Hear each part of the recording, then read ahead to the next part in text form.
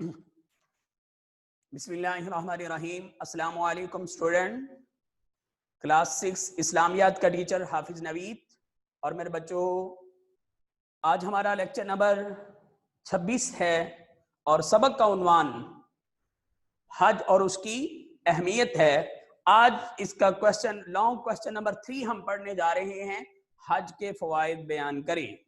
جی میرے بچوں، page number 27 open کر لیں، حج کے فوائد بیان کریں۔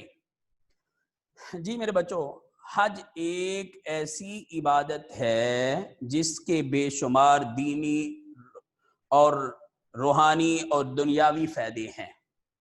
حج کا کوئی ایک فائدہ نہیں ہے، دینی بھی ہے دنیاوی بھی ہے، بے شمار فوائد ہیں۔ دینی فائدہ یہ ہوتا ہے جو بندہ حج کر لیتا ہے ساری زندگی قیامت تک کے لیے اس کے نام کے ساتھ حاجی لگا دیا جاتا ہے۔ دنیا میں لوگ اس کو حاجی کے نام سے پکارتے ہیں۔ روحانی فائدہ کیا ہوتا ہے کہ جیسے ہی اس کی پہلی نظر بیت اللہ پر پڑتی ہے، اس کے سابقہ تمام گناہ معاف کر دیے جاتے ہیں۔ یوں ہوتا ہے جیسے ابھی وہ ماں کے پیٹ سے پیدا ہوا ہے۔ بچہ جب پیدا ہوتا ہے تو اس کے نامہ اعمال میں کوئی گناہ نہیں ہوتا۔ حاجی کی جب پہلی نظر بیت اللہ پر پڑتی ہے تو اس کو بھی یوں گناہوں سے پاک کر دیا جاتا ہے جیسے ابھی وہ ماں کے پیٹ سے پیدا ہوا ہے۔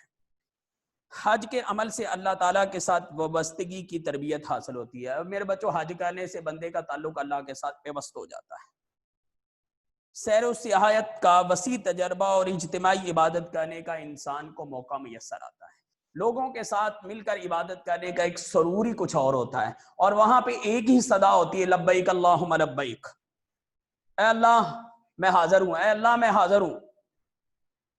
اس اجتماعی عبادت کے ذریعے گناہوں کی معافی اور روحانی پاکیزگی حاصل ہوتی ہے۔ میرے بچوں، یہ جو اجتماعی حج کی عبادت ہوتی ہے، سارے لوگ اللہ کی بارگاہ میں دعا مانگ رہے ہوتے ہیں اپنے گناہوں کی کہ اللہ ہمارے گناہ معاف فرما دے۔ حج کے ذریعے دینی، علمی اور عالمی مسائل سے واقفیت انسان کو ہوتی ہے۔ مختلف ملکوں سے لوگ آتے ہیں تو وہاں پہ مختلف ٹاپکس پر جب گفتگو ہوتی ہے تو انسان کے پاس